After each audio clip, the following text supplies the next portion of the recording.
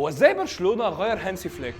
المهم، فليك مدرب ألماني مشاعره باردة وصعب جدا يتأثر بأي حاجة، وده شفناه مع بايرن ميونخ لأنه كان قليل جدا إما يتفاعل مع هجمة أو يحتفل بهدف. أصل بذمتك يعني ده منظر واحد كسب برشلونة 8؟ تدور الأيام واللي بلع برشلونة 8 ده يروح يدربهم عشان نشوف نسخة تانية من فليك بيتحول لطفل بيتأثر بكل حاجة، بيتفاعل مع كل هجمة ومشاعره بتبان في المكسب والخسارة. تصريحاته كمان اتغيرت وبقى بيعرف ينكش، وده بان لما صحفي سأله وقال له ايه رأيك في اللي بيقلل من تأهلكم في الكاس عشان انتوا ما قابلتوش فريق كبير؟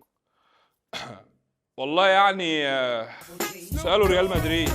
وامبارح لما اتظلم من جيرونا المذيع قال له والله يا استاذ هانسي احنا شفناك بتسأل الحكم عن لقطة كوندي. والله سيبك مني يا عم، انا عايزك انت تقول رأيك. والله انا هنا بسأل، ما ينفعش اقول رأيي، وانا كمان يا عم مش هقول رأيي.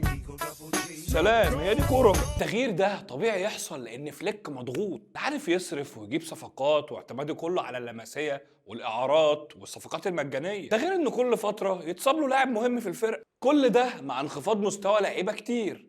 فقول لي أنت بقى، هل فليك ظالم ولا مظلوم؟